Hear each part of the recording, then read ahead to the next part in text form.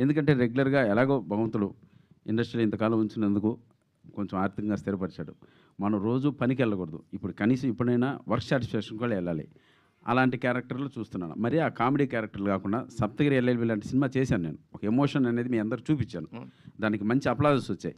అటువంటి క్యారెక్టర్లు కూడా పడితే బాగుండు. రెగ్యులర్‌గా చేస్తున్నాం. నాపై నాకే మొనాటమీ వస్తుంది. చూసేవాళ్ళు కూడా మొనాటమీ వస్తుంది.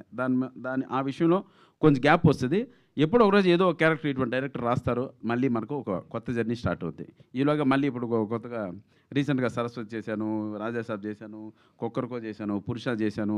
రకరకాల సినిమాలు చేస్తున్నాను. కాకపోతే అవి కొంచెం చిన్న స్థాయి సినిమాలు కాబట్టి సరిగ్గా ప్రజలకు రీచ్ అవ్వట్లేదు. పెద్ద సినిమాల్లో కనపడితే ప్రజలకు కనపడినట్లు ఉంటుంది. చిన్న సినిమాల్లో ఎక్కువ రీచ్ ఉండదు కాబట్టి సరిగ్గా ఉండదు. అదే బట్ మూవీస్ అయితే రెగ్యులర్‌గా చేస్తున్నాను. కానీ మీరు అంతకుముందు హీరోగా చేసి సింగిల్ సోలో హీరోగా చేయటం అనేది పెద్ద విషయం యాక్చువల్లీ.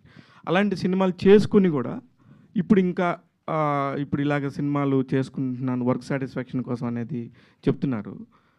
మళ్ళీ సోలో హీరోగా చేసుకునే ఛాన్సు ఇప్పుడే ఉంది మీకు. దేనికంటే 10 కోట్ల నుంచి ఒక 50 కోట్ల మధ్యలో ఉండే సినిమాలకి కొంచెం ఆదరణ తగ్గుతుంది.